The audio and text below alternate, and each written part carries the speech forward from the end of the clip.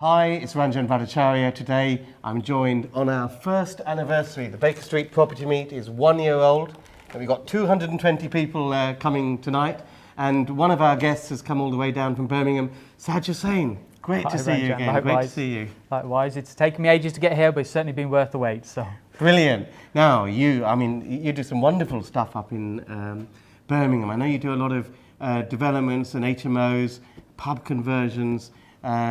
Where do you get all the money from then? Have you got pots? That'd be nice. That'd be nice. I guess what I'm known for is joint ventures, property joint ventures, and it's really just working with individuals who will fund deals and we share the profit. So I really use my time, skill and experience. I find the opportunities, partner with people who want to share some of that profit. Some of it's for learning, some of it's just for return, and that's really how that's happened.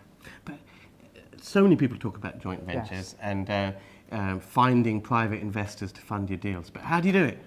So I guess the way not to do it is run around and say, I've got a deal, somebody want to invest with me. That's the way not to do it, and I can share what's worked for me, and that's really just talking about what I'm up to, sharing what I'm doing right now, and people express an interest in themselves. And I think the biggest learning that I've had over maybe nearly 10 years now is that people do business with people they know, like and trust. Yes. So you give people an opportunity to get to know you, like you, trust you, and hey, if it's going to happen, it'll work. And if you're not in this lack mindset that, I need to do this deal, and I need to do it today, and I need to do it with this person. You don't want to be desperate. Absolutely, absolutely not. And then that's when the magic happens, as I say. Absolutely. So do you have a formula or an approach for getting through those know, trust and like stages? Yeah, I guess what I tend to do is, first of all, I just kind of talk about what I'm doing, any opportunities. So like right now, I'm kind of sharing what I'm doing. And if people are interested, they might send a message, they might follow up, and they might connect with me. And what I tend to do is follow up and just give 15, 20 minutes of guidance, support, direction, anything I can do to help and support somebody without the intention of me trying to get something back. And if there's an opportunity to do some business, we might meet up, we'll speak a few times, we'll go and look at some projects. I'll talk through how I do things in terms of whether they're flips, whether they're HMOs, how the numbers work. And really, it's a very kind of softly way of doing things. And if people are interested, then we kind of progress from there, really work out terms and how that would work. And that's really how I do that. One of the challenges in this is, do you find the deal first or do you find the money first? Well, the reality is you have to find both, and you have to be constantly looking, spinning the two plates. You've got to be looking for stuff all the time. And the best place to find these people is a place like this. If I'm doing a breakfast meeting, a business meeting, I'm not saying they don't work, but first of all, I've got to sell the concept of people investing in property. Here, everybody recognises the opportunities that exist in the market right now, and it's really just building connections and conversations. And people are fired up, and people are coming to these events looking for JV opportunities. Absolutely. Well, there's a testament people are coming to these events. We've got a packed room here today, so. And people are increasingly doing bigger deals, because if you came to a networking event or a property event 5 or 6 years ago, I would say more people were working on their own, yes, because they were doing the typical 3-bedroom semis or the odd flat.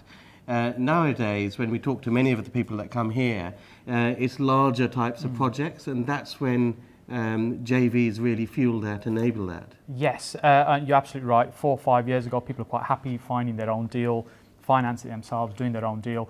And the market's evolving, and there seems to be more opportunities in the development space, and people are kind of transitioning into that. And as they are recognising, actually, £1 million, £2, £3 million deal is much more difficult to do on your own. But by collaborating 1, 2, 3 people, then that's certainly share the risk, share the reward, and do more of them in parallel. So of course, yes, you share the risk across the board. So you must be really popular with the locals in your town up in Birmingham, because you're responsible for shutting down a pub. Well, that's what the planners seem to think.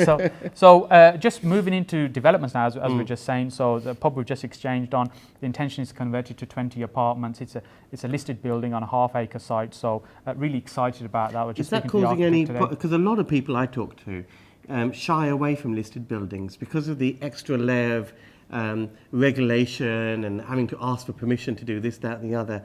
How do you find that? Well, that's where the opportunity is. Because a lot of people dismiss these things. Very true, very true. And there's, of course, properties are listed in different ways. And here it's a front facade that's important that we need to keep, and the rest of it they're not so concerned about. Oh, I see. So So- the architectural features on the Yes. front, and the rest you can... Yeah, the rest is okay. If it was literally, we have to ask questions about every light switch, then that probably much more challenging. Absolutely. What's the plan then with the pub? We're completing in 6 weeks. They're just in the process of literally closing it down, the brewery. And then pre-apps are going in next week with the planners. We've already had conversations with them about what we're trying to achieve. They're supportive of the idea. We haven't quite sorted out the nitty-gritty. Hopefully we'll get planning for 20 apartments. If that doesn't, we should still be able to do 14, and the number should stack nicely. And keep on that. it or sell it on? Right now, I'm exploring selling some and keeping some, which is one of the reasons I like to move into development, because then you have that flexibility. You don't necessarily have to make the decision that, right, this one's to keep and this one's to sell. You've got the flexibility to say, well, hey, we'll maybe sell a few and then we'll keep some as well. Exciting stuff. We're going to carry on chatting, but that's all the time we've got for this little video. There are more videos on this page. Plenty of interesting people to talk that we've spoken to who have done great things in property. You can meet interesting people like this when you come to one of our live events. We meet on the last Wednesday of every month. We are the largest property networking event in the UK. We get over 200 property investors from all over the nation that come here to listen to what our experts have got to say, and to network and meet new contacts and to do business with people in property. That's all for now. See you next time. Bye for now. Bye-bye.